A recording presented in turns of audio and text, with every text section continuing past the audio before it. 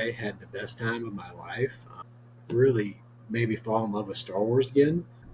Yeah, and then things spiraled out of control, and I just decided that I don't, like to have money, and I just got every Lego set I could get my hands on.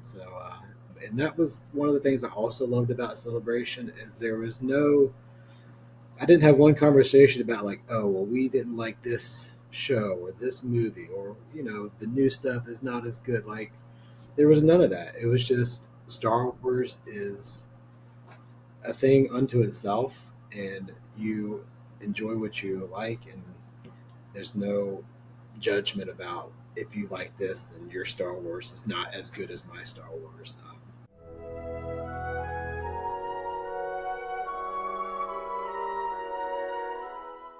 Hey guys, it's Jedi Lex, and welcome to another episode of Beyond Tatooine, where I bring on different collectors to talk about how their love of Star Wars originated, as well as take a look at and chat about their collections. And on today's episode, I have John from the A Full Jedi John channel, or Instagram. So how are you doing today? I'm doing really good. How are you? I am great. We both just got back from celebration a couple weeks ago now. I think it's like 2 or 3 weeks ago. Yeah, it's So kind of definitely just riding that high off. But how are you doing? great. Yeah, like you said, I'm still kind of coming down from Celebration. It was a pretty amazing experience for sure. Yeah. It was awesome, and it was both our first celebrations. So I'm interested to hear what your overall thoughts are, because I know you've done some smaller ones, kind of down here in Florida, and then that was definitely a bigger one. I mean, even for me, that was pretty big. So what were your thoughts on celebration as a whole? It was amazing. I mean, there was not obviously without issues, just because I think anytime there's something that large, the logistics are going to be a mess. And so, even with all the issues, like I ended up having my autograph with Hayden canceled. But even being that being said, I had the best time of my life. I met so many Star Wars fans from literally all over the world. I mean, I was trying to calculate all the different countries of people that I met, and that was the best part. I mean, really meeting people, and you stand in these lines for autographs or for merchandise or whatever, photos, but the whole time you're in the line, you're talking with people that have the same interests as you, and it's just easy to strike up a good conversation about Star Wars. So that was my favorite part. 100%. I mean, I get it. It was my first celebration, and I don't really have anything to compare it to, obviously, the past ones, but I did hear that this one wasn't as greatly, I guess it maybe, put together as the prior ones. But again, I have nothing to compare it to celebration wise, just other conventions. But to me, I think that's kind of just a part of the convention experience is having those ups and downs and of course logistic issues, the lines over scheduling, selling out of things. I think unfortunately that is just a part of the convention Yeah, experience. It just happened to be at celebration with things that a lot of people were really looking forward to because you also got your Hayden auto canceled. I did as well, so that right. was definitely a little bit of a disappointment, but I think overall it was just a really cool experience. Like, there's nothing that compares to it. You can go to all the conventions in the world, but there's really no convention that's just all Star Wars fans, all Star Wars actors, all Star Wars panels, just everything and all things Star Wars. And I think that was probably the best part. And I think they did mention that there was like over 125 countries that were represented at Celebration. So I mean, not that you talk to 125 people from different countries, but Yeah, I it's just did my crazy best. to think, you know. Yeah, And when you're waiting in line, it's just easy to spark up a conversation because you're both clearly waiting for the same thing and you're excited about the same thing, whether it's an auto or a photo op or even just to get into a booth like Hot Toys, like, hey, what are you waiting for? I think I'm going to get this, or you're going to get this, or have you met, X person before? Like, it's just so easy to talk to other people. And then the swag trading on top of it made it even easier. So that is something that I definitely want to take to the next level at LA.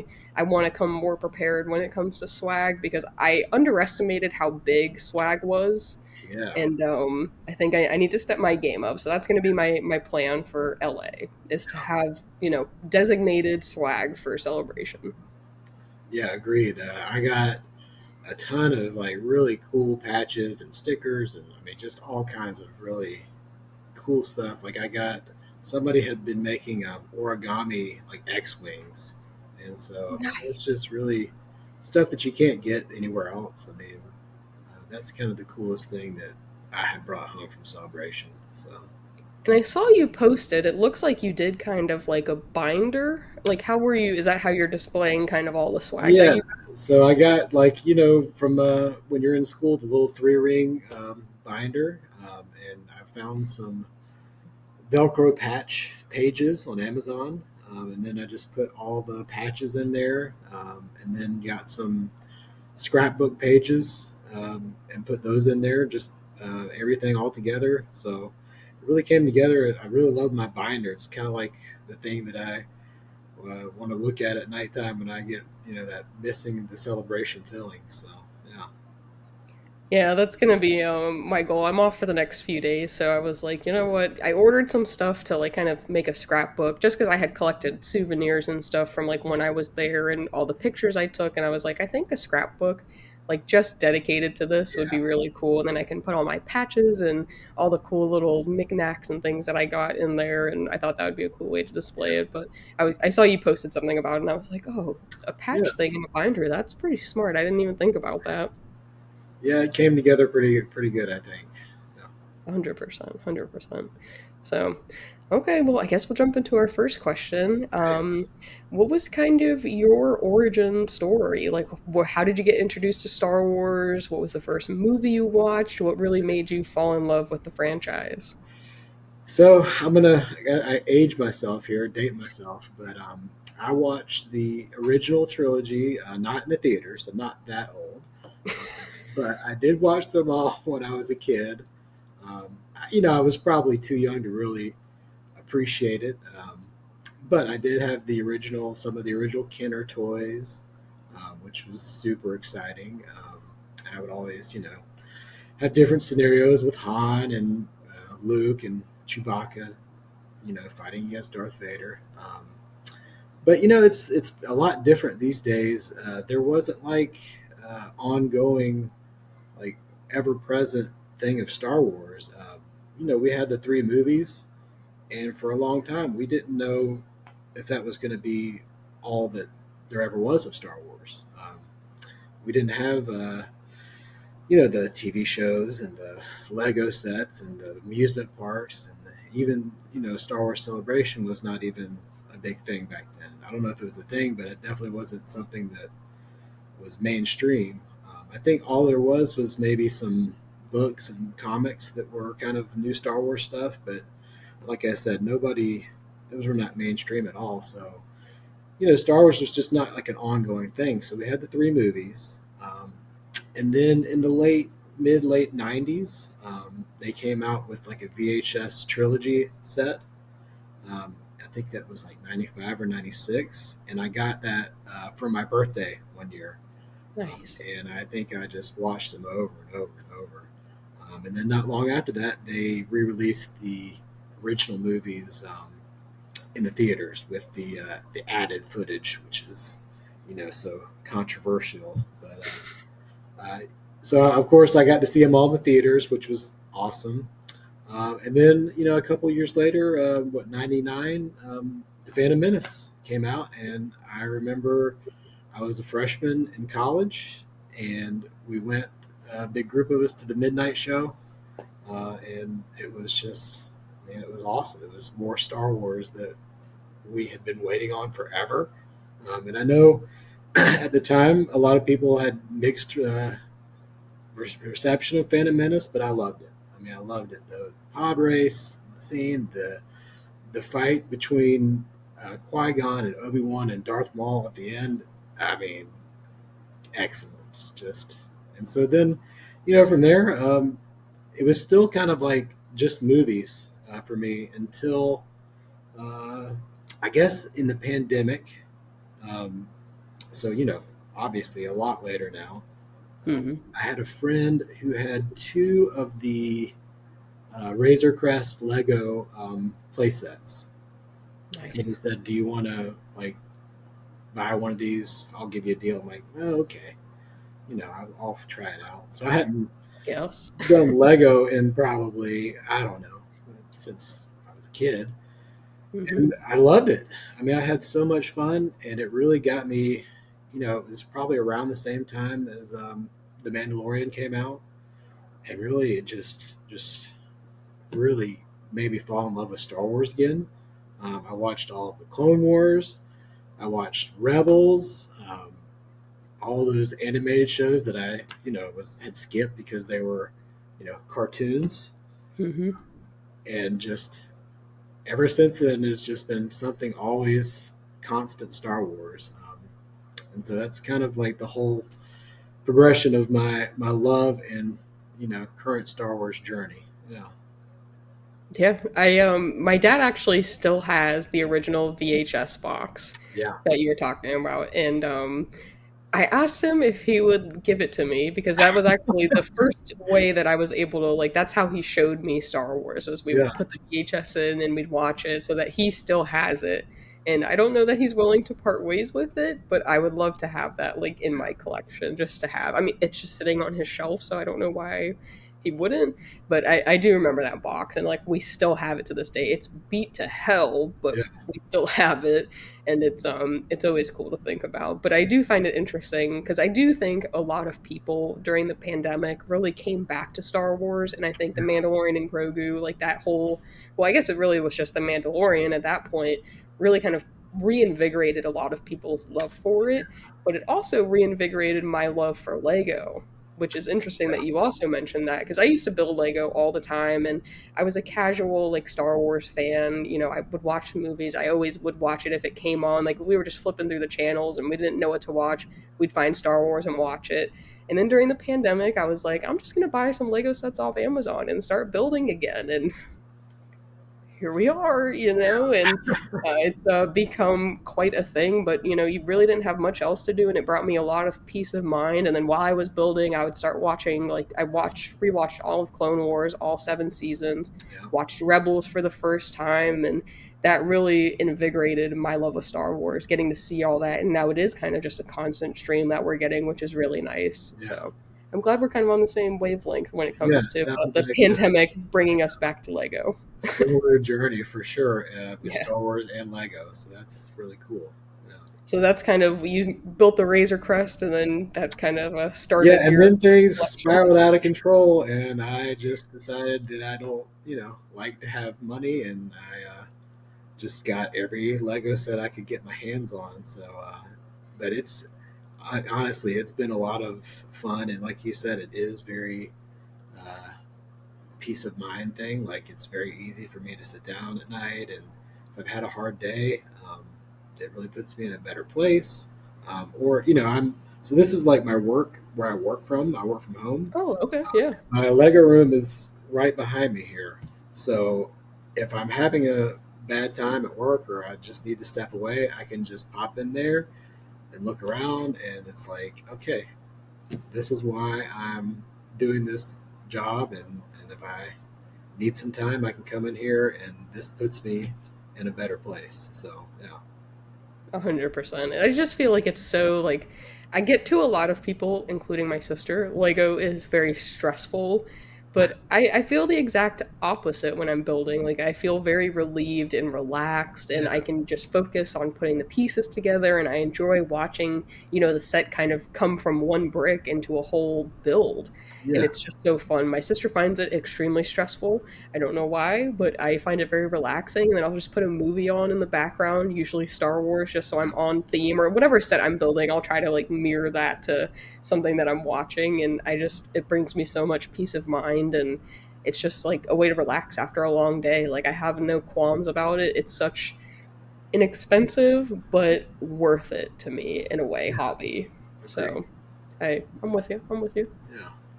And then speaking of movies, I mean, the original trilogy is the one that you kind of initially saw first, but you did mention that The Phantom Menace was, really blew you away. Is that your favorite movie? So, I, Kind of a toss up. yeah, I mean, first of all, I love all Star Wars.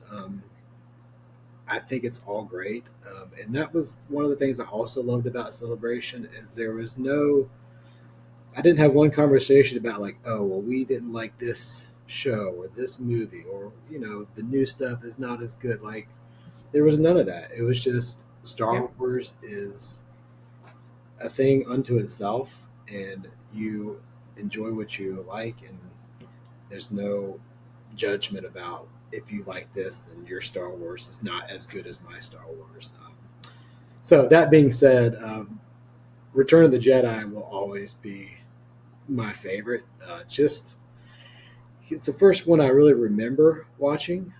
I know that I watched them all when I was a kid, but um, when you're a kid, the Ewoks are like the coolest thing. I mean, I had a little Ewok stuffed animal that was like my favorite thing to have in bed with me at night. It was just like um, the Ewoks were it for me. And then also, I I think probably Empire Strikes Back is maybe the best movie, um, but it's just so heavy, and it's I've always been trying. I try to be more positive, and so I gravitate more towards the happier movies. And so while I think Empire is probably a masterpiece, um, Return of the Jedi has always just been in my heart. Just because it's where we finally see Anakin, find his redemption, um, and Luke uh, at his peak. It's just a great movie. Yeah. It is. And someone brought up to me, I don't remember when it was, but it was fairly recent. And I asked them, like, oh, what's your favorite movie? And they were like, well, my favorite or what's the best? And I was like, I've never really looked at it that way because, there are movies that are like just purely masterpieces, Yeah. but that I think a lot of people can agree on. But then when it comes down to your favorite movie, not based off what you just think is point blank the best, it gets different. So, and it's, not different for everybody. Some people are like, no, the best and my favorite are this. But Right. some people they're like, I gotta differentiate. And that never occurred to me before. But after saying that, I was kind of like, you know what? You're right. I think that you got a valid point. Yeah, I think a lot of it is when you saw something, what were you going through, how old were you? Like this all plays into that nostalgia part of it. Even though it may not be technically the best, it's the best to you. Yeah, 100%. And what I've kind of, come to find out through doing this is a lot of people's favorite movies are the one that they have the first impression of. Like whatever they remember really seeing first or whatever they remember sticking with them, Yeah. whether it's a scene or the movie, like the entire movie itself, like usually that will tend to be their favorite. There are a few out there that are like, no, the first one I watched was this, but it's certainly not my favorite. But Right. most of the time, it does seem to be, hey, the first movie I ever remember watching or the first scene I ever remember seeing, like that movie then is their favorite. So Yeah. it's very interesting. But I'm glad that you also said that you like Phantom Menace because it's not my favorite, but it's the first one that I do remember watching, Yeah. and I just loved it. Like I was obsessed with Jar Jar Binks. I tell everyone I used to call him Jar Jar Bing Bangs. Like that was just my my nickname for him, and I just loved everything about it. And I know it received a ton of hate, even the actors and stuff, and I never really understood that till I got older, and I still don't because I still love the movie, Yeah. but I just, it's tough. And then at Celebration too, I'm not the biggest sequel fan, but it's just tough because you see these younger kids dressed as Rey and dressed as Finn, and you're like, someone had posted about that. I believe it was like Retney's Holocron, and he was like, Luke Skywalker to the original trilogy is what Anakin is to the prequel fans, and what Rey is to the sequel fans. Yeah. And like, you can't discredit that. And getting to actually see kids dressed up and representing the sequel trilogy, because that is their trilogy, Yeah. was really cool to see. And it makes me want to not discount it. I mean, it's still not going to be my favorite, but not that I do discount it. I acknowledge it. It is Star Wars. I watch it, but I'm not going to pick the sequels over the OT or the prequels to Right. watch. If I'm like, I'm going to sit down and watch a Star Wars movie, it's probably going to be Revenge of the Sith or Attack of the Clones or something like that. But, it was just cool to see that at Celebration. And you're right, there was nothing negative really ever said at Celebration. Everyone was very positive. Like, it was just so different than what you see portrayed online. because online it's very negative, Yeah, and in person it was like nothing but love, and it didn't matter what you liked about Star Wars. We were just all there for Star Wars, which I thought yeah. was really cool. And like what you said resonates with me. I, like I said, I like all Star Wars. And there was things in the sequel trilogy that I was like, I don't know why they went this direction or they made these decisions. But when I have been to Galaxy's Edge and I see little girls dress up as Rey, I'm like, okay, this is Star Wars. I mean, we're great. This is the new generation. It's going to keep going, and the sequel Yep, trilogy is part of that. So yeah, 100%. It lives on. It lives on. But we talked about your favorite movie, so now I have to ask what your favorite show is. And you can differentiate if you want between animated or not, or if it's just all in one. I will let you decide. so yeah, this is very hard for me because Yeah. obviously you see my shirt is my crew, the Rebels. Hmm. So my heart is always with the Rebels. Star Wars Rebels is just, I don't know, something about it. I think maybe because of where I was in life when I watched it. Yeah. I used to struggle with depression and that kind of thing. But really, Star Wars and Lego have been very therapeutic for me. So I would encourage anybody who's having issues, definitely find what it is for you that can help you through those times. But that being said, also the Clone Wars. Uh, I don't know that I could choose against the Clone Wars because it's just so amazing what they did with it. I think if you watched Revenge of the Sith, which I watched Revenge of the Sith, long ago, um, Hmm. after watching the Clone Wars and then watching Revenge of the Sith again, it is a totally different movie. It hits you a lot harder because you care about Anakin. They made him, a really tragic, likable person, and it really that tragedy hits you a lot harder after you've seen him, at his best for 6 seasons of the Clone Wars. It's pretty amazing how Dave was able to go in between those movies. And just Star Wars in general has this thing where they can be like, okay, well, we have some time in between these movies. We're going to put some more stories into there to kind of fill out the narrative. And I think it's pretty amazing that they're able to do that. So I'm going to say Clone Wars is probably my favorite, but I also have a hard time picking against Star Wars Rebels. So we're just going to say Rebels is Clone Wars continued.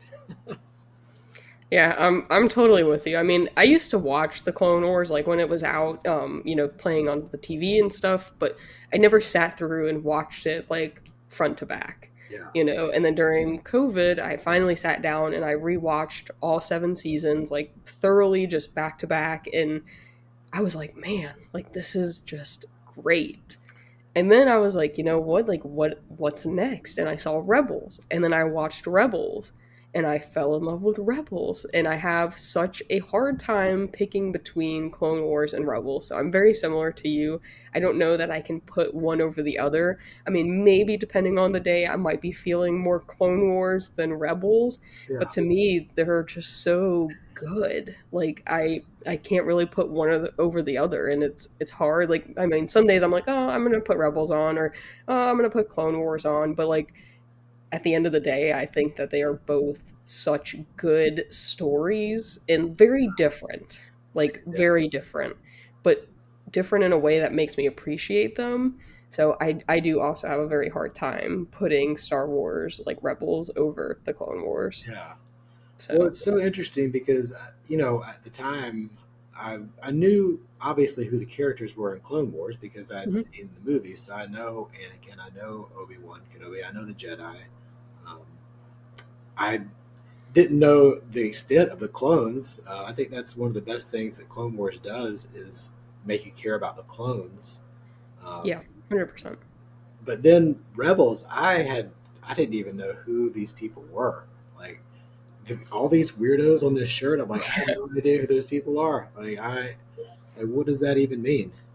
Um, and so then when I got into it, and I was like, man, this is like some really good, like they really bring you in quick to this crew of people, and it's like you said, it's a much more contained story than the Clone Wars. Um, but I just really Dave Filoni and the whole crew over there, they know how to do some Star Wars storytelling for sure. Yeah, they really do. And I think Clone Wars really resonated with me just because of Ahsoka Mm, and her story. I mean, yes, granted, I knew Anakin, knew Obi, knew of the clones, but like I didn't really know who Ahsoka was, and seeing a female Jedi like really resonated with me. And like as I was growing up, she was growing up, and mm, like she automatically became my favorite character. And but as you said, getting to meet like and kind of learn more about the clones and their individuality, like it's unmatched. But then you get to Rebels and it's literally all new characters. Like there's subtle crossover here and there, but for the most part, like you don't know who these people are. And then as the seasons go on, you know, like Rex comes back, Wolf, all that kind of stuff, and Ahsoka. But like for the main story, you're kind of with new heroes and new villains. And I think by far one of my favorite things that has come out of Rebels is Thrawn. Like I love Grand Admiral Thrawn. Like he yeah, doesn't have any like force ability, nothing, but he's just so meticulous. yeah. And seeing him in Rebels, and then kind of I've started reading some of his books and stuff, and then getting to see him like make his way into Ahsoka, like it's just all so perfect. And that's why I think Ahsoka, the live action, I know it's not everyone's favorite, but I think it just is a culmination of a lot of my favorite things. Like it's Ahsoka, it's Rebels, it's Thrawn, like it's you get to see the flashbacks of the Clone Wars. Like to me, it's masterclass. I know it's not to everybody, but I think Ahsoka live, like when it comes to live action shows, Ahsoka is probably my favorite at the moment. I will go with that just because I am Ahsoka fanboy. It's so funny. I saw the Clone Wars movie Okay. a long time ago. I mean, not a long time ago, but closer to when it came out. And I was like, yeah, I mean, this is pretty good, but I don't know. And I was like, I don't know about this Ahsoka character, which is so ironic because she's now like literally my favorite. I mean, Luke will always be my favorite, but Ahsoka is like right there as far as favorite all time Star Wars characters. She has such an amazing story arc um, throughout the Clone Wars and throughout Rebels, and now continued into live action. And I'm super excited to see, where they go with it because I think Ahsoka season one had some amazing moments, but I also thought there was just a lot of setup. Like we need to introduce all these characters. We need to show you Thrawn, but I really am excited to see, where we're going to be going season two and, beyond. So it's pretty exciting. I think Ahsoka, I was at the Ahsoka panel at Celebration, and Hmm. unfortunately, because they had just started filming, or not only if they had started filming yet, we I didn't think they were gonna film that same, that week yeah, following, like so yeah. like a few days post they So were we gonna didn't start. get any new footage or anything, but just the way that Dave Filoni talks about it, and to find out that Hayden's going to be, which I don't think was a huge surprise, but that Hayden's going to be back as Anakin is going to be super exciting to see Ahsoka this next season. Yeah, Yeah, I feel like we didn't get too much from the panel. I think other panels we definitely had a little bit more takeaway. yeah, But I think overall, I was just very touched by the Ahsoka panel. I mean, having, you know, we all knew Hayden was going to make his way back, but just like getting to see that announcement and like hear how excited everyone in the room was to like hear the confirmation that he was coming back was awesome. And then just hearing how Dave was talking about Ray Stevenson. Sorry, I yeah, was about to say Roy McCain, but like how he was talking about Ray Stevenson and just the possibility that there might not have even been an Ahsoka season two because of his passing and how deeply impacted they all were by that. And then how he went and talked to their family and then found, you know, Rory, the replacement. I was like, man, like that was, I didn't realize how, you know, I mean, he had an impact. Don't get me wrong. I think there was no one better to play that character than him. and I just didn't realize how impactful he was. And then it kind of made sense because as he started explaining like how pivotal Balin's character was going to be in season 2, clearly with the Mortis God arc situation that they're building towards, Right. I Yeah. was like that kind of makes sense, why there might not have been a season 2 because you either had to recast him or you weren't going to, or you had to completely change the story. But with how impactful they were setting Balin's character up to be, it makes sense that they recast him, and I'm kind of glad that they're moving forward. And I think that, by the way that he was speaking, I think Rory McCain really understands the huge, like massive shoes that Yeah. he has to fill and like understands the weight of the role that he's taking on. So I am upset about, Ray's passing. I think he just played a phenomenal Balin. But by the way that Dave was talking, I think Rory understands and is going to do a phenomenal job. And at the end of the day, in Dave, I trust. Yeah. So, Same. Yeah. I don't but think he would not move forward with it if he didn't really believe that he had somebody that could take over. So yeah, 100%. it's exciting to see where they go with it. Like the Mortis Gods was one of the craziest, like out of this like left field arcs in the Clone Wars, but it was so good, especially when you go back and rewatch it, like, and you're not just taken out like out of nowhere. Hmm. You know what you're looking into. It's such a good and powerful story. I mean, for sure. It 100% is. And I'm glad that we're making our way into live action with Yeah. them. Whatever way it be, I'm glad that it's, we're moving forward with it. And I think that's why they're bringing Hayden back. I know that there was rumors about Sam Witwerth kind of reprising his role as the son. And I'm very excited about Ahsoka season 2. And my next question was going to be who your favorite character was, but you kind of already answered that. Yeah. So, I mean, Luke will always have a special place in my heart just because from when I was a kid, but um, Ahsoka just has taken over. And a part of that is also getting to meet Ashley Eckstein, who just is is like the real life avatar of Ahsoka. She's the nicest person. She really um, is in it for the fans.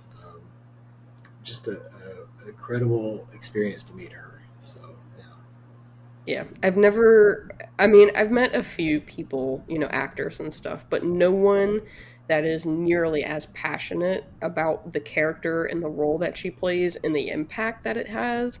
I don't think anyone is as into, a character as Ashley is. And I think she is the living embodiment of Ahsoka. I yeah, think it's, the legacy is being carried on by Rosario, and I won't differentiate the two. I know some people are like, nope, Ashley is my Ahsoka, or nope, Rosario is my Ahsoka.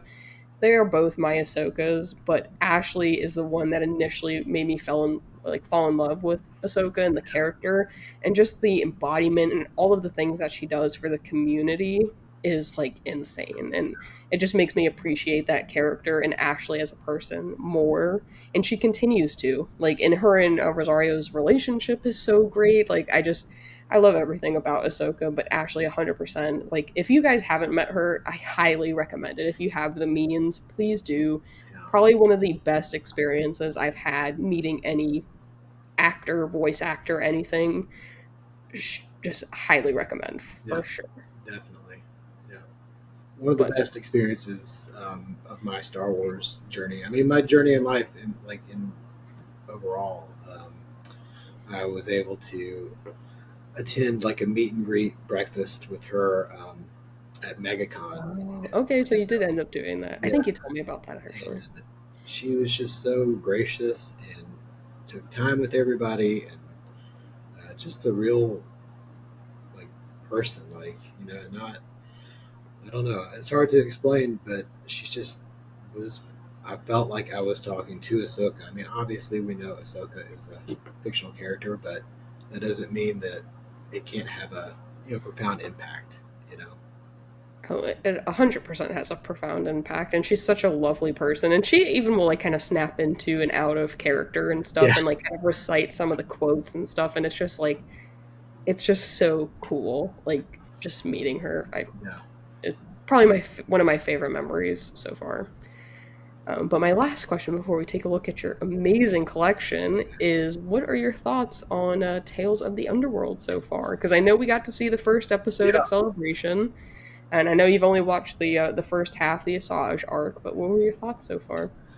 Well, first of all, the animation panel at Celebration may have been the coolest thing of all time. Like, I was blown away to the point where I think the rest of the panels I went to, I was like, well, this is not as good as the animation panel. Like, what's going on? Um, but yeah, Yeah. we got to see some like unreleased Clone Wars arc with Boba Fett. We got to see the full first episode of Tales of the Underworld. And then we got to see the trailer for the new Darth Maul animated show, which, I mean, come on, more Sam Witwer. You can't go wrong with that. Um, Yeah, and not once, but twice we got to see it, which yeah, was yeah, crazy. it's amazing. So, but Tales of the Underworld, I really have liked so far. I think it's just really interesting what Star Wars will do. I feel like when Asajj Ventress was first introduced, she was literally a monster, and so this is how we see her, um, and to be able to have an arc of throughout the Clone Wars and into the Tales, and then also into the Bad Batch, to be able to have an arc that will explain why this person was the way they are and to have them be able to get redemption is a pretty amazing piece of writing, especially when we first see this person. I mean, and to an extent, Darth Vader is the same way. When we first see Darth Vader, he is a monster. Um, and I think there's debate on does he even deserve redemption? I mean, he's somebody who has killed, children and obviously been involved in a lot more than that. But when we go through the Clone Wars and we see all that, we're like, okay, there's a reason that people have become the way they are. And obviously, we don't want to uh, say that killing children is a good thing, but I think that it gets to a point where maybe you think, okay, he does deserve redemption. But I think the Saj Ventress is that's what they do the best with his tales. It's just showing that she is a changed person now because of what she went through, and a lot of that was tied to the Dark Disciple book, Hmm. which is interesting. Like that's another thing Star Wars does really well is you can watch this show and not know about any of that, and it still is a great show. But if you do know that stuff, it makes it so much more impactful. Um, Especially the beginning with Quinlan Boss and Obi there. So yeah, Yeah. really enjoyed it, and I did get to watch the first episode of the Cad Bane, and that was man. Talk about another character who seems irredeemable, and why they are the way they are, and I think this is doing a good job of showing how he got to that point in his life. So Yeah. I'm going to be excited to hear what your thoughts are once you finish the other two episodes of his arc because I think it's unfortunate and I think I was telling someone about this the other day, but like one of my favorite I love the Food Network. That's also like one of my pastimes is watching the Food Network. But one of the judges, they always say like whenever they're judging food, like if you make two dishes, it's you're making them it easier for us to compare them. And I think that's the one thing that I struggle with Tales as I or like the Tales series in itself is you always have two stories. And with Tales of the Jedi, I didn't feel as, that way that I felt like I needed to compare them or that I just found myself involuntarily comparing them. But I did feel like with Tales of the Empire and then this one, Tales of the Underworld, that I am comparing them. And I did like the Cad Bane one better than the Asajj, which sucks because when we saw that first episode, I was blown away. And I think that might have set my expectations, like it raised it really high. And then the rest of it, I was just expecting more, like maybe a reunion between her and Quinlan, or, to see more of the path. But at the end of the day, I think what you said kind of makes me feel better about it is you are seeing her redemption story. And I think that's something that we don't see a lot of. I mean, in the Clone Wars, she's a terrible person. I mean, even I'm reading currently Dooku Jedi Lost, and you kind of hear like some of her background and stuff. Yeah. It's a very weird way to read a book. It almost feels like I'm reading a play or Yeah. something. Like it's different. And then also reading Dark Disciples and then seeing a translation, of the ending onto the screen made it that much more impactful. But yeah, you are kind of seeing her transition rather from like Anakin from the light to the dark. You're seeing her go from the dark to the light. Yeah. So I think that makes me feel a little bit better about it, but I think comparatively I did enjoy Cats better. And I think the episode, like the first one, just started so strong, and then I just wanted more out of the next two, and I didn't get that. And I I was like, think that's the biggest thing that's like with Tales, is you want more. Um, and it wasn't as big of a problem for like Ahsoka and Count Dooku because we kind of know what happened mm-hmm, next. yeah, For Asajj, we don't know. She goes off into the desert with her new friend, who's the little Jedi, and we don't know what happens next. So it's like you just want more. Like, where do we go from here? So I think that's part of it. Yeah. I think that's a lot of people's gripes with the Tales installments is that it's just a little snippet of a time of that character, and we want more Yeah. of that. Like, so people are like, oh, I wish they would just do like, a series of it or like a season of it, and then like the next season's a different character or something. So I understand it. I mean, I do like the snippets that we're getting. Like, I think they are well done, but I do want more to the story. But I know there's only so much they can do, and they're working on a plethora of projects. And Dave and Favreau, they're only two people, as individuals, and they can only work on so much. Yeah. But I do think the animation panel by far was the best panel that I got to see at Celebration, and I'm very grateful that you were able to save me a seat Yeah, because for sure. I would have been so upset if I missed that because it was just it blew all the other panels out of the Yeah. water. Like I wanted more from every other panel because we started Friday. Like that was one of the last panels I went to that Friday, and it set the stage I think for Saturday and Sunday, and then the rest of them never. It didn't live up to the hype. I was like, man, like that was such a good panel. I think that was the best one I attended. Yeah. Honestly, that's probably the best panel I've ever attended. Honestly, it was just so good.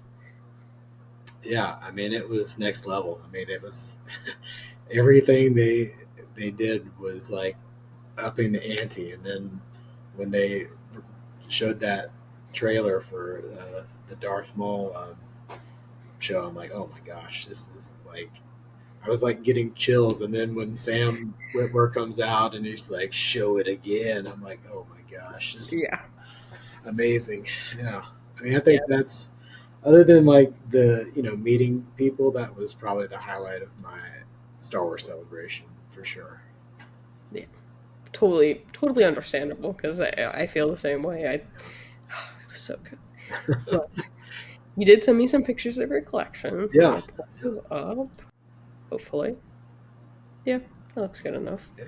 So your collection, just straight out of the bat, is super impressive. Like it's very clean. I like that you can see everything. You have lighting. It's next level, man, for sure. Yeah, so part of for me, part of the fun and the excitement is trying to figure out how to display things, and then also trying to find room for things when you run out of room. Obviously, that's why I had to start mounting Mhm. stuff on walls.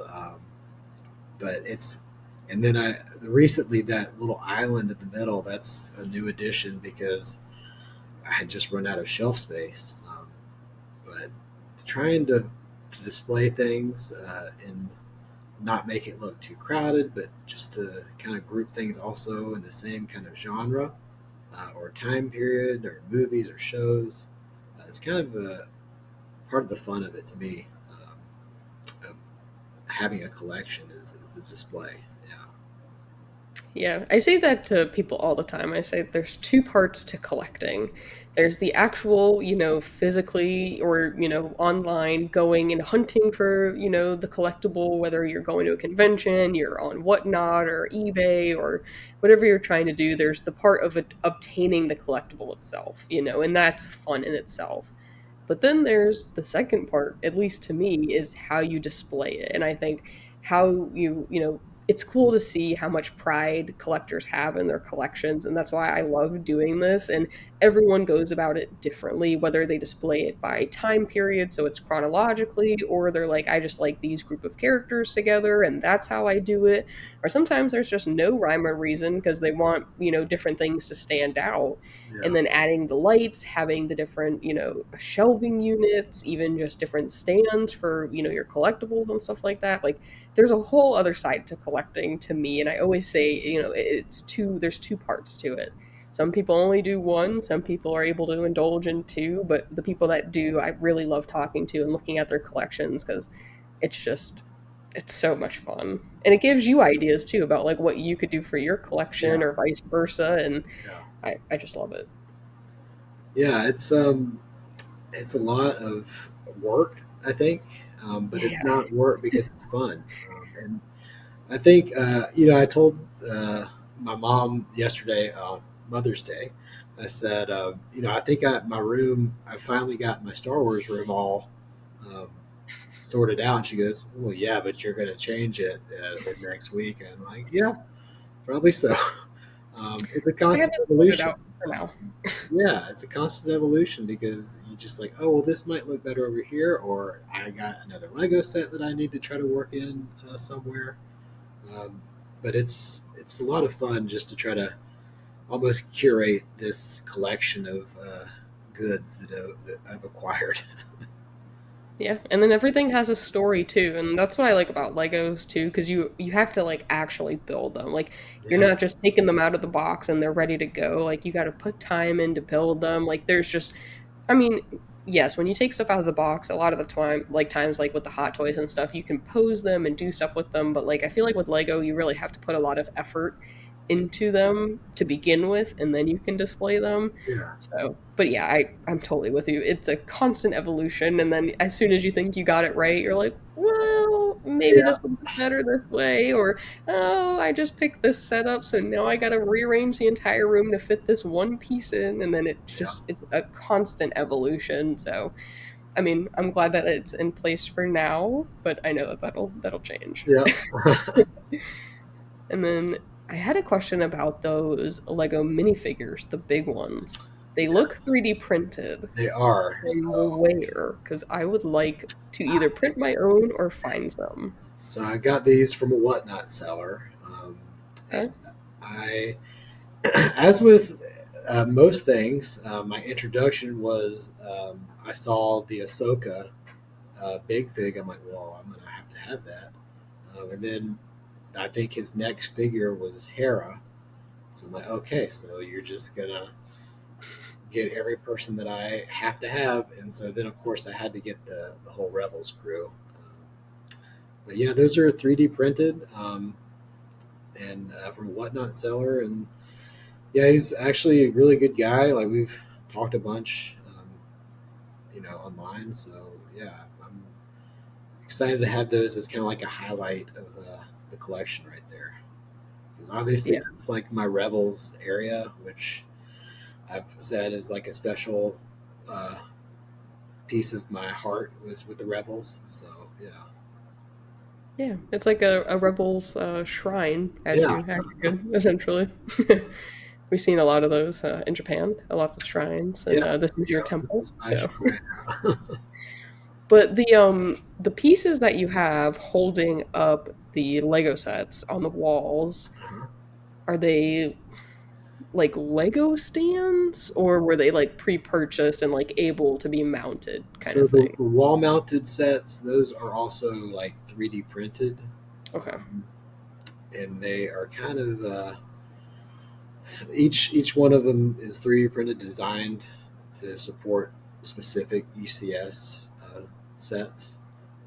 And so when I was trying to figure out how is because you know the UCS sets take up a lot of space.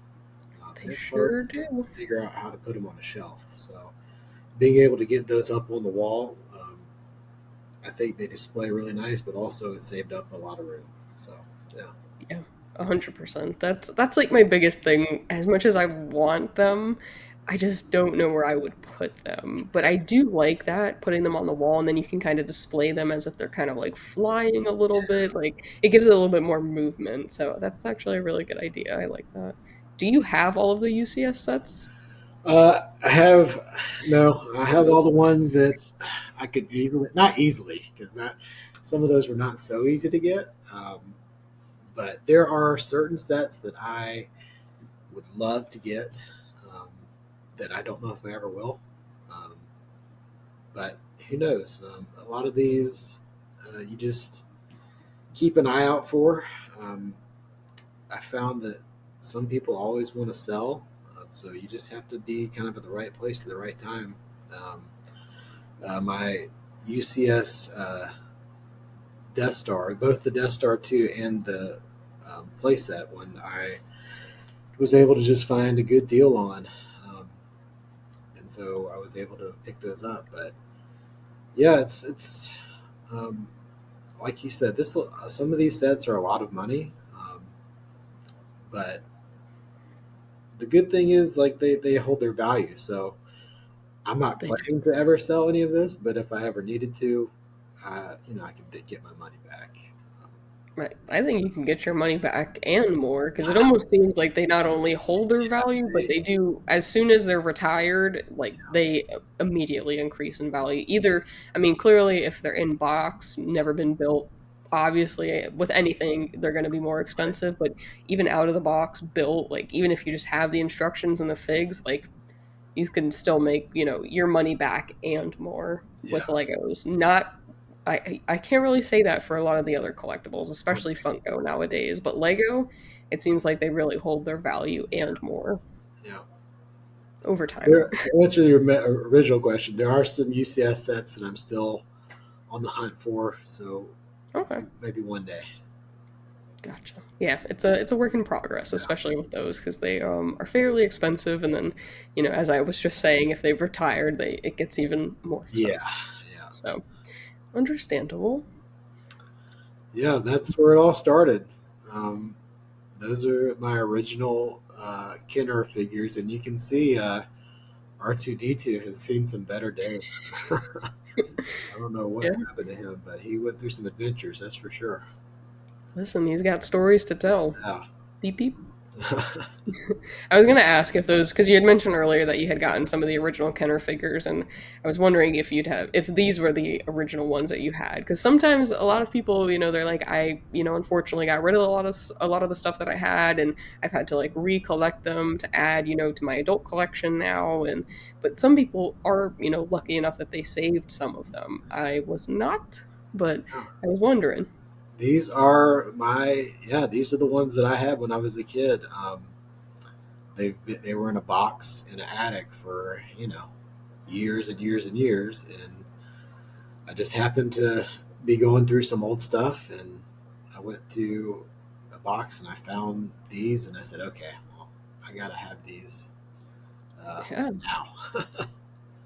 So yeah, of course. the original ones. Wow, that's really cool. Yeah. That's awesome. We got kind of a mosh here. Yeah. I guess we could start on the left. You got like a whole clone army going on, which is really cool. I see the new. Oh my gosh, what?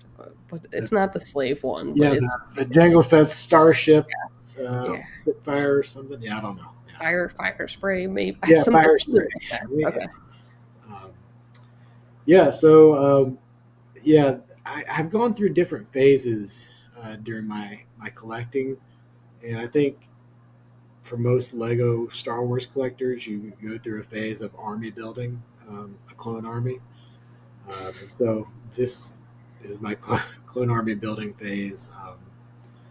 A lot of those are, custom figures from Clone Army Customs, um, who has an amazing website. And I actually he's based in Michigan. Um, Okay. and about a year ago, I just decided I was going to do a Star Wars trip, and so I went all the way up to Michigan, and I visited different Lego stores and bricks and minifigs along the way. Um, and I got to visit the Clone Marty Customs main store. Met the guy. He was a big Lego fan, big Star Wars fan. So yeah, that's the army was months of my life trying to find different figures and put them together. But I think it turned out pretty good. Um, and of course, all the sets are the official Lego Star Wars sets. Yeah. And then you have the helmets, which I really like, and I think I might need to copy that because Yeah, the helmets, I have quite a lot of them. I think you have all of them. I don't have all of them I yet, do. I just but bought the two newest ones. They have not been put together yet, but I think I can fit them in there somewhere. I'm starting to run out of wall space, but it's funny because they had at one point said, "Okay, this is all the helmets. The helmets are hmm done." And then this year, like, "Oh no, we're gonna have more helmets." So, yeah. Yeah, um, initially they were like, "Yeah, I don't think we're gonna continue the helmet like series or the line," and they keep coming out with them. I'm like, I don't believe you guys, but yeah, I mean, I have them on a bookshelf, but like, I just feel like maybe displaying them that way might be better. Like, especially a use of my like little wall that I have that I want yeah. to use in some way. But what kind of stands are those? Like, are they also So 3D they're printed? also 3D printed. Actually, those are I got those off of Amazon, so Hmm, they're not hard interesting. to find, and I think they come in like packs of four. Uh, Okay. and I mean, putting stuff on the wall is just kind of a necessity at this point because I mean, all those helmets would take up a lot of shelf room. So if Yeah. anything I can get up onto a wall and it still looks pretty good, that's probably going to be the solution. Yeah. Yep. Yep. You just got to keep making space until Yeah. they're all essentially used up. But yeah. And that's the thing too is I've started collecting a lot of the art prints, and I was like, I don't have the wall space to hang them, so I actually got like a portfolio that I'm putting them in, which keeps them all in a nice place. It displays them well, but Yeah. I'm like, man, like wall space is so valuable, Like Yeah. I gotta do something. But and then in the middle, I can't tell if those top pieces, like the some of them look 3D printed, but they kind of So also look like holes. those all of the little pictures are printed Lego tiles. So they're different. They're all like 2x4 Lego tiles, and there's some different sellers on Whatnot that will do printing on those. And for a long time, I couldn't really figure out how to display them, but I ended up putting them all onto a base plate and try to put different levels to give them a little more interest. And once again, because I'm out of space, I had to put them on a wall, and it just happened to fit right there above and below my lightsaber collection. Yeah, which is pretty cool. Yeah. You got an Anakin saber, Vader.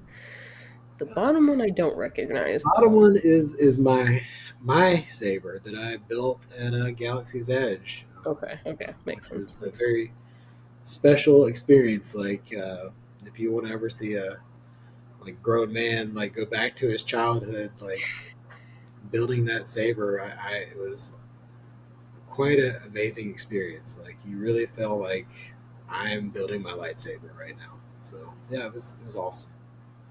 That's cool. Yeah, I built a droid.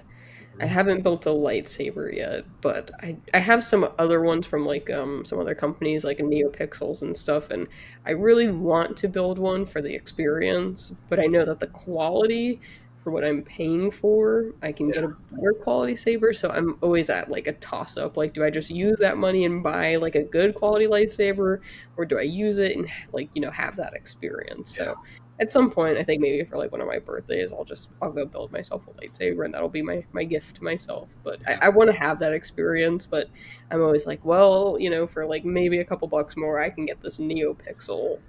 Yeah, and if you were gonna do any kind of like actual like fighting or dueling or like playing around with it, then that's the way to go because they're display Yeah. sabers. I wouldn't feel comfortable swinging them around and you know breaking blades or anything. So yeah. Yeah, I feel that. And then on the right, I see some of your plaques, of course. You got some signatures, and then it also looks like a lot of the gift with purchases. So yeah, this was another that bottom shelf was another one of my phases of my Star Wars collecting. Is I thought I need to get all of the May 4th um, gift with purchases, which when you start collecting Star Wars late is not as easy as you might think. Um, Yeah, so another situation where you just have to try to be on the lookout for things and try to find deals where you can. I mean, obviously, I think the Darth Revan and the Shadow Arf minifigures were probably the highest dollar figures on there. I mean, most of those I was able to get for not too expensive. And then, obviously the new ones. I have a thing where I like to place two different orders on May 4th. I like to do an online one, and then I go to the actual Lego store. And mainly that's so I can get a set to build and then a set to keep in box. So yeah, smart, smart for sure. and then Yeah. yeah, like you said, some of my autographs are at the top there. Those plaques are really great, especially when we went to Japan. I love having Funko Pops signed, but I was not going to carry 8 Funko Pops in my luggage to Japan and try to get those back without being damaged. So those are little metal plaques. There's a guy, AM Custom Plaques. He does great work. Um, Hmm. Highly recommend. And he has a bunch of pictures you can choose from, or you can send him your own pictures and do your own custom plaque. So yeah, it's a great solution. They're very high quality. They sign well, they hold well, they are, as you said, a lot easier to transport. Because initially, when I was getting into the autographs, I was like, I'm gonna have my pop signed because I was also big into the pops, and I was like, like it just gets difficult, especially when you're bringing like more than one to transport them, and then to make sure that they're not getting dented or dinged up. And I was like, dang. And then I saw a lot of people started getting these plaques, and I was like, honestly, I like that a lot better. It's not like, I mean, I'm sure you really could if you wanted to, but like they're not going to bend and snap and stuff Yeah, like that. They're flat, they're tiny, they don't take up space. You don't have to worry about too much. Like, I mean, clearly don't like put it in a terrible place where like the marker could get smudged right. and stuff Yeah, like that. But like, you don't have to worry about the box like completely getting ripped apart or anything like that. And they're just lightweight and easy to carry. yeah, So the plaques are definitely a thing that I have come to really appreciate, especially when yeah. it comes to And autographs. they actually have like sparked conversation with some of the actors that Hmm. have been signing. Like, oh wow, this is cool. I haven't seen this before. So that's Yep. a nice little way to talk to some of your favorite people as well. Even people online too, like fans are like, "Oh my Yeah, god, like where did you pick that up?" And I'm like, "Oh, there's a gentleman named Ariel on Instagram, AM Custom Plaques, and he makes them, and then they go look them up, and I feel good, like kind of supporting him. But people yeah, always ask me all the time when I'm standing in line, like waiting, and I'm holding it, like just looking at it, like waiting, and they're like, "Oh my gosh, I love that! Like, where did you get that? Like, did you get that here?" And I'm like, "No, but I'll tell you where I got them." And it does spark conversations. Even like some of the actors have asked me about them, and I'm like, yeah, so it is a cool conversation piece. You got a lot of your minifigs on the left, yeah. the So this pops. is minifigs is another area where it's just constantly shuffling things around. Uh, just because there's so many of them, and I have some that are displayed with the sets, and then I have some where I don't even have the sets. So trying to find a good way to display these, and you know, another thing that is have to account for in cost is all these different display stands. They're great, but they're also vary in prices. Cheap. You pay what quality is. If you get better stands, they're going to cost you more money. But Mhm. you got to have you can't just have a pile of minifigs. I mean, I guess if you want to, you You can. could. I like everything to kind of look clean, So that's kind of what I'm trying to do with these different displays. Yeah. Yeah, I mean, you're doing a great job. They look really cool. Are most of them like wicked brick stands, So I think displays, the possibly? wicked brick, those top two cubes are wicked brick, and then some of the cases are. Um, well, I can't even think of the name of the other company, but it's a U.S. based. Like a scobo I've seen a I'm few trying to think, times. but It's okay. yeah, it's. I mean, there's a lot of options out there, There. and like I said, there's different price ranges, but I've gone with some of the cheaper cases before, and I'll end up buying the other ones anyway. So yeah, Yeah, it's you definitely pay for what you get when it comes to some of that stuff, unfortunately. So live and learn. But then you got your pops yeah. too. So this Your is pop my collection is new, growing. yeah, this is my new obsession is these Funko Pops. And once again, it started because I got an Ahsoka Funko Pop. I'm like, well, now I need to have all the Ahsoka Funko Pops, which is a problem in itself because some of them are a little more hard to find than others. And then I wanted all the Rebels, Star Wars Rebels pops, which if you can see the blank spaces in there, that's Mr. Thrawn. future those future Rebels pops coming in. I hope so. Um, that's also a work in progress, but yeah, it's another thing that man, it caught me quick. Like I bought a couple, and then I was like, man, these are cool. And then they just keep coming out with more that are even cooler. And so, yeah, I'm probably. I think Funko Pops is going to be something that I once I have this Rebels line, and then depending on if something really amazing comes out, I'll get that. But um, Lego, I'm not going to stop buying. My plan is to always buy the new Star Wars sets. Maybe not day one, but eventually to have them all in my Hmm. collection. Funko Pops, just from a space point of view, I've almost reached capacity. So Yeah, the Funko Pops catch it quick, and then it just grows and grows and grows. And I actually remember when I had watched Rebels, I was like, man, like I wonder if they have pops for them. And then of course I found out that they had Rebels pops yeah, for them, and then I realized, the price point associated with acquiring those said Rebels Funko Pops, yeah, and that was definitely a rabbit hole that I went down. I think there's like maybe two that I'm missing, but I think I have like the holographic Ahsoka, but I don't have the regular version. And then I think I have Sabine with the helmet versus without. So I mean, there are like a few that have kind of slipped yeah, through the cracks, but like I have the main ones. But man, I remember that mission, and that was not a fun or cheap mission to go and find. And then, of course, as you said, you got to kind of just wait it out and see. And the prices fluctuate all the time. And then, like one week, I'd be like, "Oh, I think it's gonna go down," and then it would go right up again. And I'm like, "What is happening here?" Like it just was such a thing. But I remember that trek of that I made that I guess we both made. So so I'm still on the journey, but hopefully coming to an end. So I did actually recently.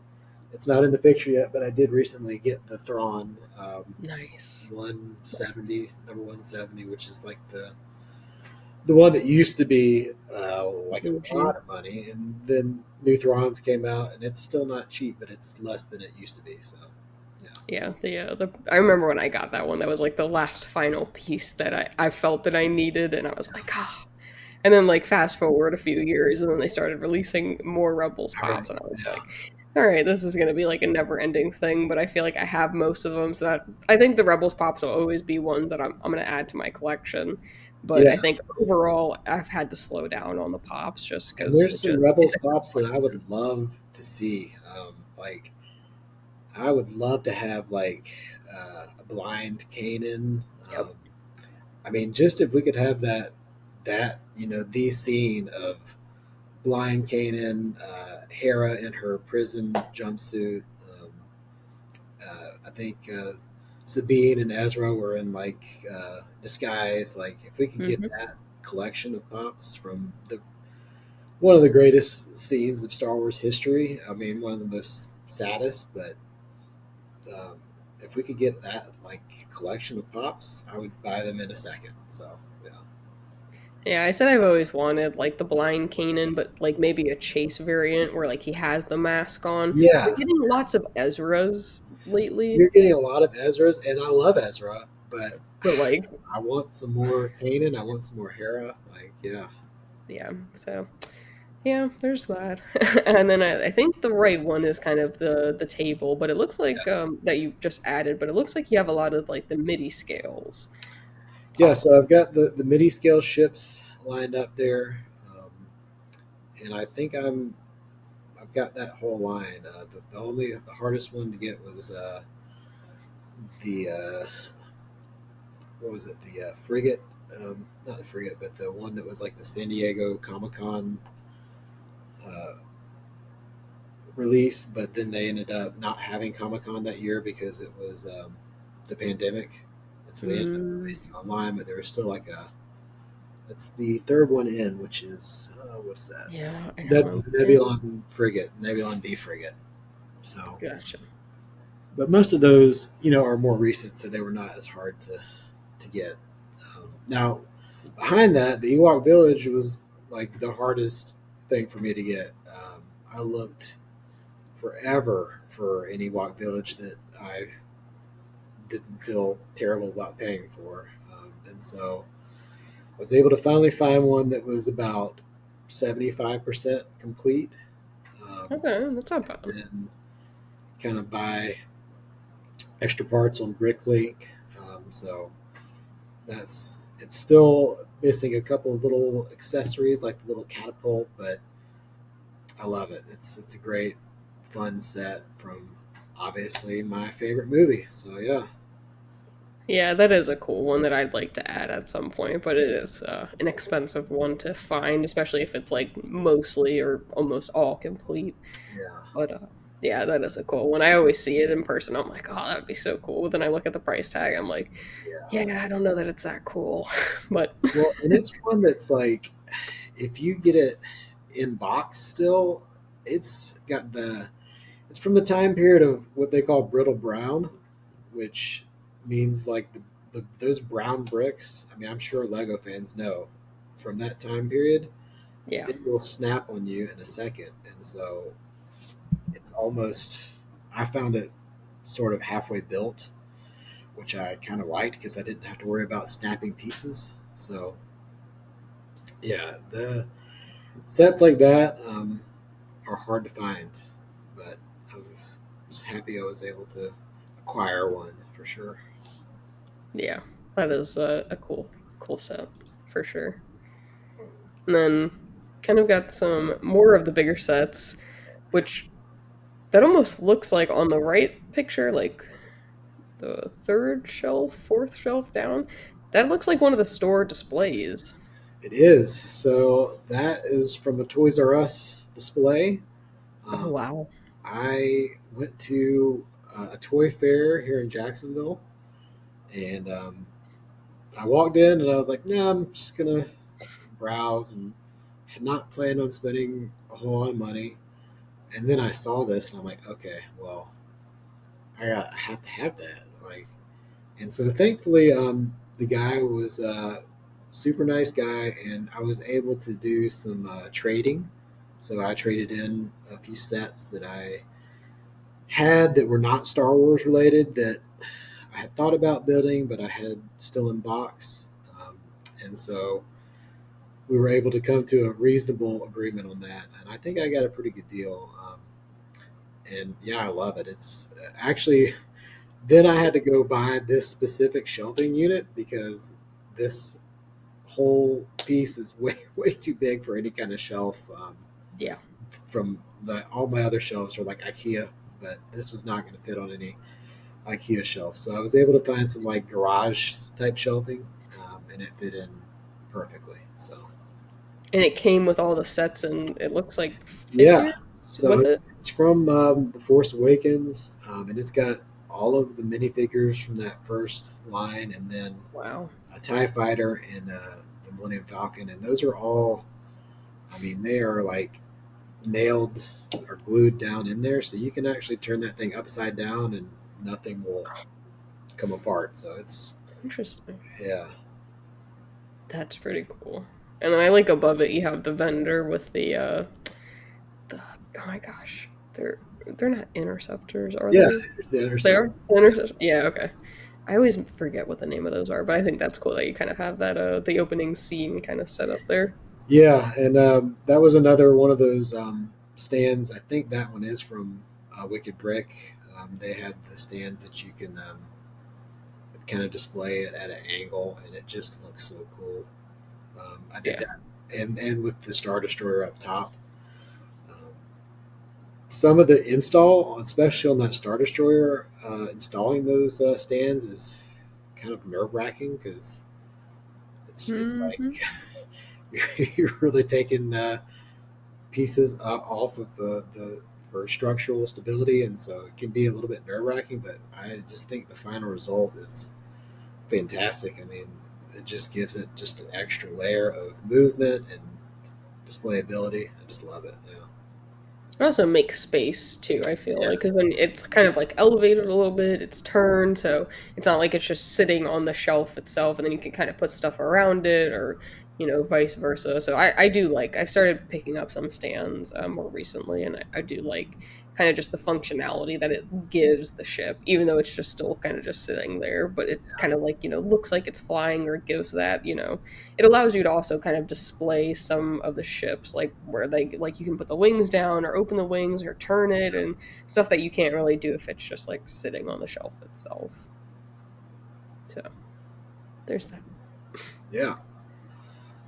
And then the left clearly got the Tracy Yesterday picture up Yeah. there, and it looks like a little Ahsoka They dedicated have the ship. Ahsoka shrine. Yeah, I Uh, mean it's cool. yeah, like I said, Ahsoka is like my favorite character right now. And when I saw that Trace Easterday painting or that print, I was like, okay, I don't care what I have to do. I'm going to get one of those. It's so amazing, and the picture can't even. I mean, in real life, it's like on almost like a metallic type paper. And it's not metallic, but it like shines like that, and it's got such a nice look to it. And she really captured every like phase of Ahsoka's life. Just a beautiful print for sure. It is. That was like one of the first ones I added to my cart, and when I saw it, I was like, I gotta have it because it really does capture the evolution of Ahsoka, Yeah, like in every form and series that we've seen her in so far, and it should even be like more beautiful in person. Like words can't describe it. Like you can send a picture of it and stuff, and you can see it online and appreciate it, but like in person, it's top tier for sure. Oh, I thought I put your other pictures. You have a whole picture thing we'll get to. But I like the Wampa rug for yeah. sure. So, that was something that I like saw advertised, and then it was like not available for like months and months. I'm like, I've got to get this thing, and then eventually I just saw it come back up. I was like, okay, it's mine, and it fits in the closet. So that was this whole room was originally like the closet. I'm like, who needs a closet in the Lego room? So it became display room number two, and fits in there perfectly. Yeah, that's definitely cool. And I like all the you got your pops in there mostly. It looks like the art Yeah, pieces, which I know are newer, kind of like but my all my non Lego Lego. Star Wars collectibles. I've tried to relegate the closet. I mean, hey, that's valid. That's valid. I get it. I get it. And then you've got some of your signed pops. And then did you get that Clone Wars plaque signed at Celebration? Or was that prior? So I had Ashley sign it at Collecticon, which was here in Florida, and then Sam Whitwer signed it at Celebration. So it was. I mean, that's one of the best scenes I think in all of Star Wars. Um, and so when I saw that he had plaques, I'm like, well, I've got to get this plaque signed by both of them. So yeah, Yeah, that is a really cool plaque, and just overall an iconic scene. I like that you have the Lego set that goes with it, yeah, and the pops. yeah. So I wanted to say it all up there. And then I think these pops are kind of like the most special to me, just because obviously there's a couple from Ashley Eckstein on there. I had her write "I have no Jedi," which of course is iconic line from her fight with Vader in Star Wars mhm. Rebels. And then uh, actually that Darth Maul, I got that after Celebration. There's a small convention in Savannah, and Ray Park was there, and actually got it on May 4th. So he signed the front, and then I was about to leave. He said, "Hey, hold on a second." And then on the side of the box, he wrote, "May the Fourth be with you." So it's kind of Nice. a special one. And then, of course, below that is the Jar Jar Star Wars Celebration exclusive pop. So ever since I learned about Star Wars Celebration and Funko Pops, I've always wanted the exclusive pop, and so it just happened to be that one. And then Abed Best was there, so it just worked out perfectly to have him sign that.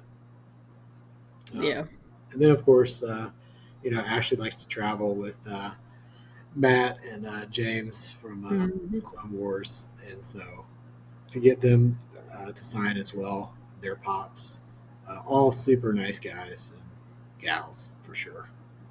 Yeah, there. I think that's funny that we pretty much have the similar pop signed. I have the same Anakin pop signed, and then last year on Revenge of the Fifth, I got to meet Ray Park, and he signed that same Darth Maul pop.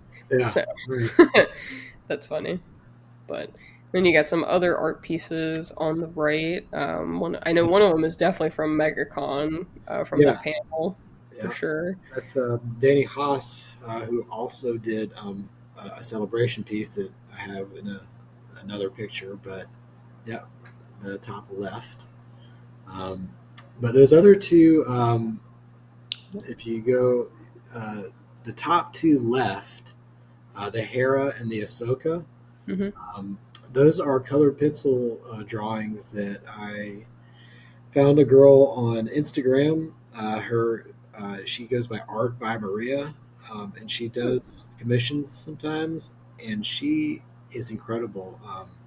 Like those, once again, the showing a picture of them doesn't do them justice, especially that Ahsoka, the lightsabers, the way they reflect off of her in that picture. I'm always amazed by artists in general. It's something that I have never had the talent to be able to do. It's just not part of my makeup. But man, the way they can capture certain moments or characters is pretty amazing. And so to be able to add those to my wall and be able to see those is just a great feeling for sure. That is cool. And honestly, it does seem like her lightsabers are glowing. Yeah, yeah, Very impressive. Yeah, the artists are. I'm glad that I was introduced to the art and stuff, and being able to meet some of the artists and stuff, because what they do is absolutely amazing, and the way they're able to capture the characters or even certain moments, like or even certain arcs within the Clone Wars, like it's just amazing what they can do. And even some of the smaller, like not licensed through tops and stuff, like the smaller scale artists, like their stuff I feel like is even better sometimes, like, yeah, but it blows my mind what a lot of these people can do. I have absolutely 0 ounces of artistic ability in me. yeah. But I really am glad that I've started to get into the art and being able to appreciate it for what it is and collect it, because they become some of my favorite pieces of my collection for sure. But then back to some more art.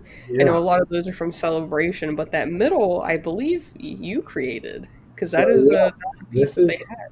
this is all the badge art, and I had several of the larger badge art prints, and then I had obviously the badges themselves, like three of them, and a couple of the pins. But I just wanted a way to display every you know different one, and I was able to find some good quality prints on digital version, and yeah, I was able to just create this. I mean, Walgreens photo.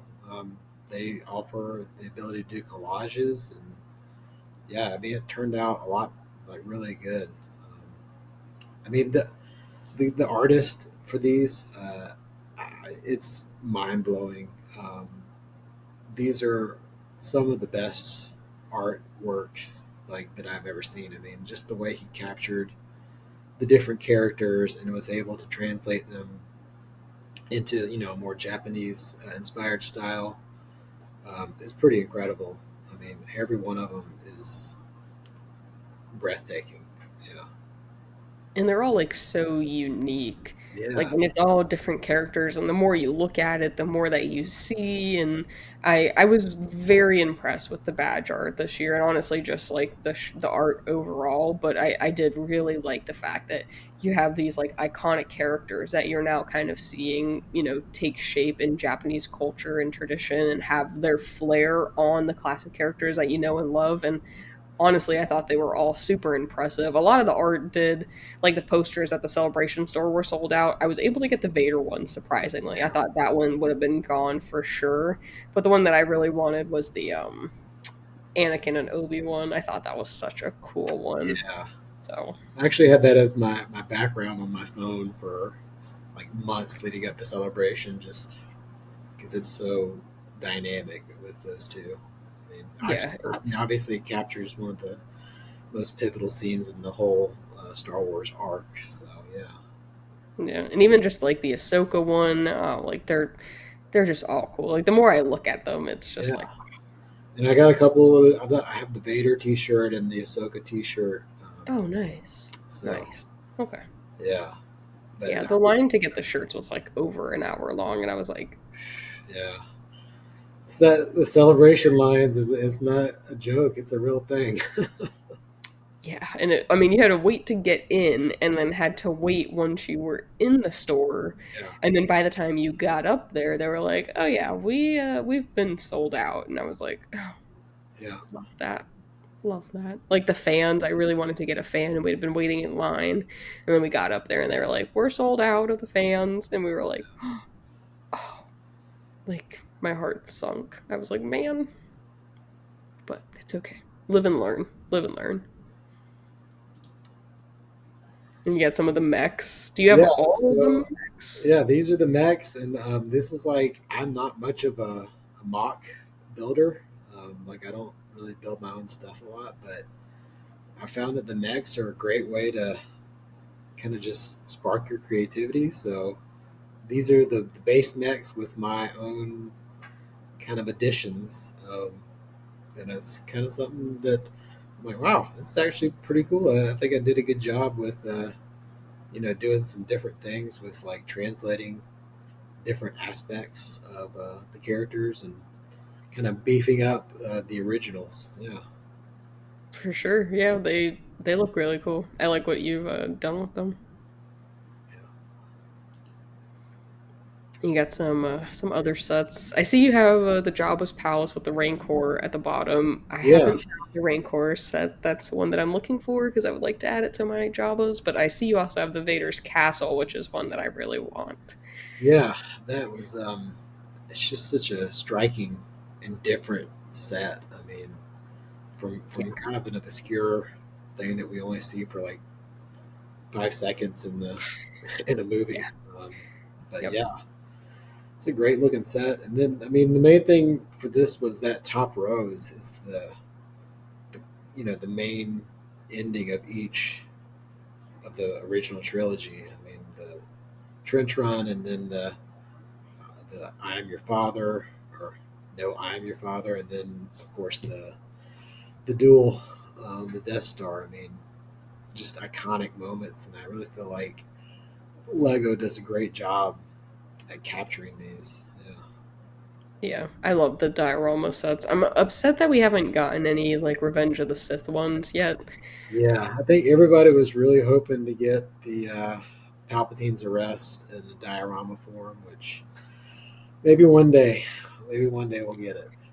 I mean, we're almost about halfway through the year, but I'm still hopeful. You know, I definitely thought, you know, with it, you know, the May drops that would have been something, but because they went big for Return of the Jedi that anniversary, they went big for the Phantom Menace anniversary, but like virtually nothing for Revenge of the Sith, which I feel like is a huge movie, but Yeah. maybe they're just waiting for the 25th anniversary. I have no idea. Honestly, I don't want to make any. I'm Yeah. not going to make any excuses. I just wanted some.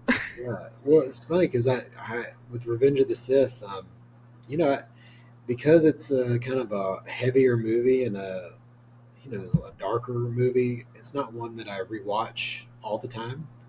And That's so when valid. I went to see it in the theaters recently, I was like, man, this is a really good movie. Like, it's like high quality. I mean, like best of Star Wars. I mean, it's really well done. And like I said, after you watch the Clone Wars, it becomes so much more meaningful. Um, and like the whole time, you're just like, oh man, I just wish I could tell them to stop or make a different decision or don't say this or. But yeah, it was really good to see that in the theaters again. Yeah, I got to see it like one of the days. Because I pretty much as soon as I got back, I like went almost right back into working. So I was able to like one of the only nights I had off go see it, and it was the first time that I'd actually seen it in theaters because I was very young when it came out, and my parents were like, "Yeah, we would have never taken you to see a rated R movie at that age." But I was like, you know what, you're good parents. But either way, I finally got to see it in theaters for the first time, and it's always been my favorite movie, but I don't think it really settled in, like, really just how tragic that movie is and how emotional and deep and dark it was until I saw it on the big screen.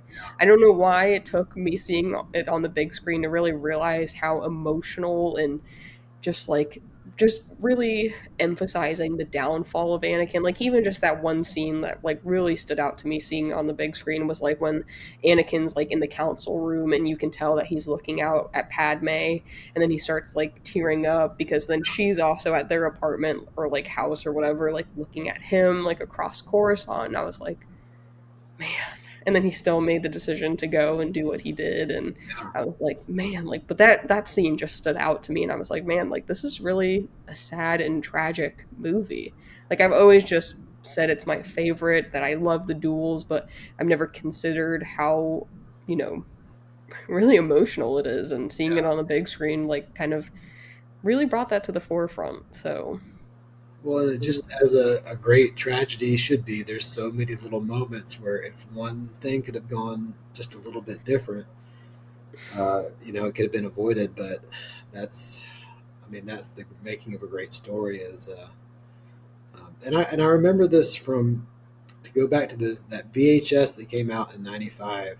George Lucas did some interviews uh, before the movies, um, and he had talked about making the prequels and how he wanted to do that because now all we have is this person who's Darth Vader, but we don't know, how he got to that point, like who was Anakin. So being able to go back and make those movies and then also flesh that out in the Clone Wars and to make Anakin actually a real person, not just the boogeyman that we saw in the original movies, uh, really gave his redemption in Return of the Jedi just a whole lot more emotion and a lot more depth. Yeah, 100%. 100%. Yeah.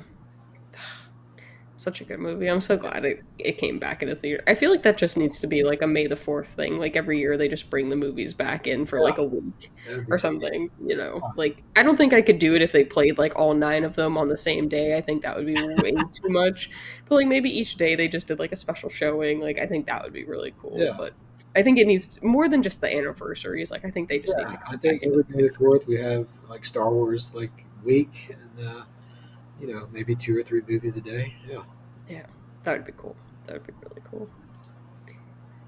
And then I see that you've taken the classic, I don't even know what it's called, but like the color Yeah, thing, but then everyone is put color. awesome. I decided to make every Jedi is awesome, mainly because I am a big justice for the Jedi person. Like, I think they obviously made a lot of errors, especially when in the prequel era.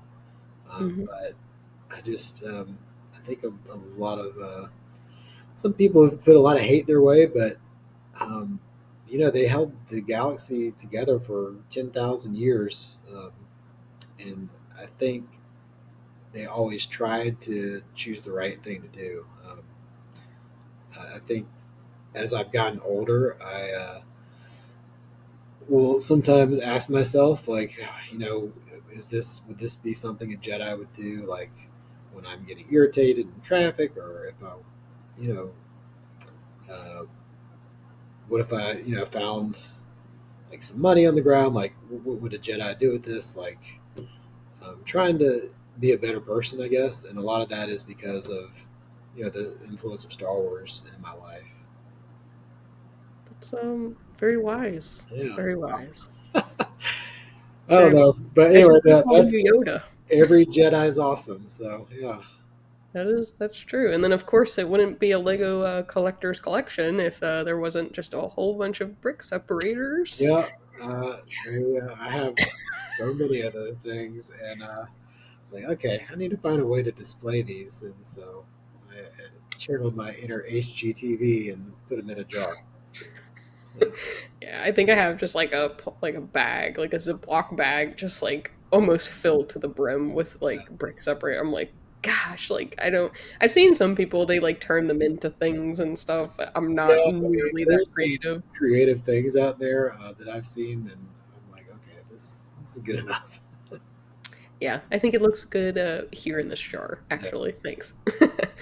But yeah, and then that's kind of just like an overview of your collection room. It looks like So this is like, very. yeah, the view I get when I kind of walk in and need a little respite from work or just need to relax.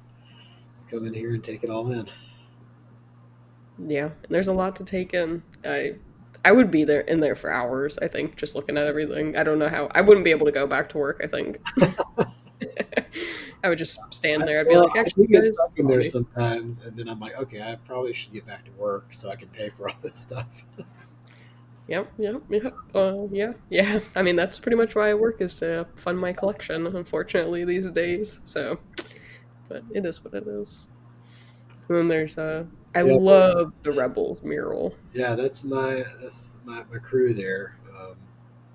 Yeah, that's on printed on like Lego bricks, and I just love. I've got the same shirt on, and my goal is I have a print of that, and my goal is to get them all to sign it. Right now, I have Vanessa Marshall, Hera, so Hmm. I've got some work to do on that one. But I love that print and how it showed up in Ahsoka again. But Yeah. some of these figures were like kind of like grails for me to get. The Ahsoka was very hard to get. That Thrawn before they came out with the new Thrawn was hard to get. Like, so this was these are special to me. Yeah, For every reason. I mean, I mean, honestly, it's cool that you have. I mean, it's probably the most Rebels minifigs I've seen like in one collection because I feel like they are very hard to come by, especially like the original ones. Like, I mean, granted, some people do like their own custom prints, but like the actual Lego minifigures, I feel like are very hard to come by. And I'm like, if I would want them, I'd want the originals, but yeah, they're hard to come by. But I love the printed brick with the mural on it. That's so yeah. cool. That's so Yeah, I'm cool. still trying to chase down the one Sabine with her helmet. Yeah. I think it only came in like one or two sets, so it'll be there one day.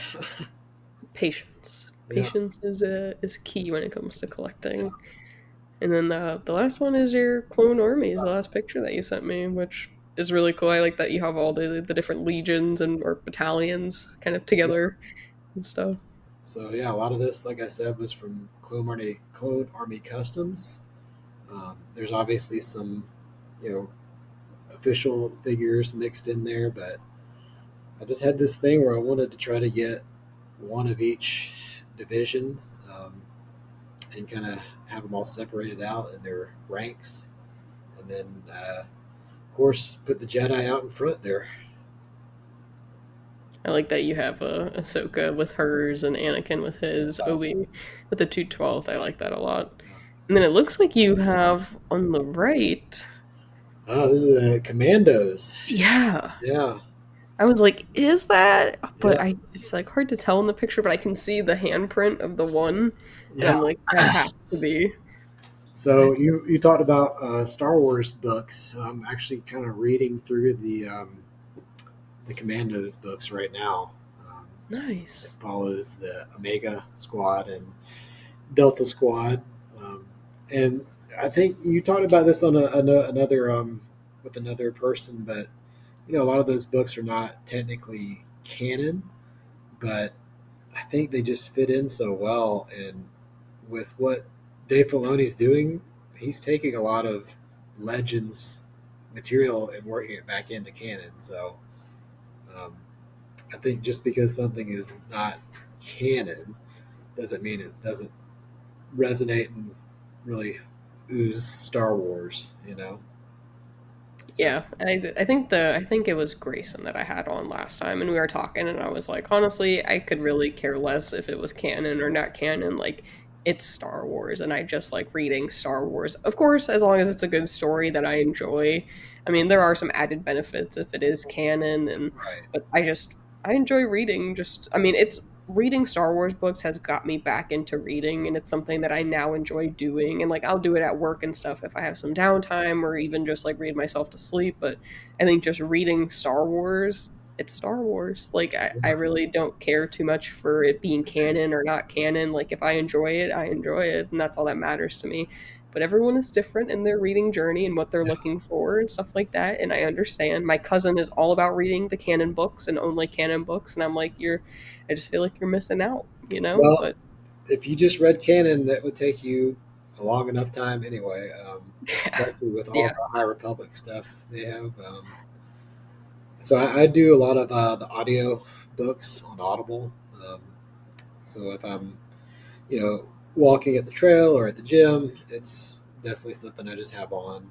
Um, and a lot of the voice work on those is just fantastic. So it's yeah, easy to kind of plow through some books. I just finished the two Thrawn trilogies that are canon, and so now nice. I've decided I'm gonna have to do Heir to the Empire, since we might be getting some of that story here pretty soon.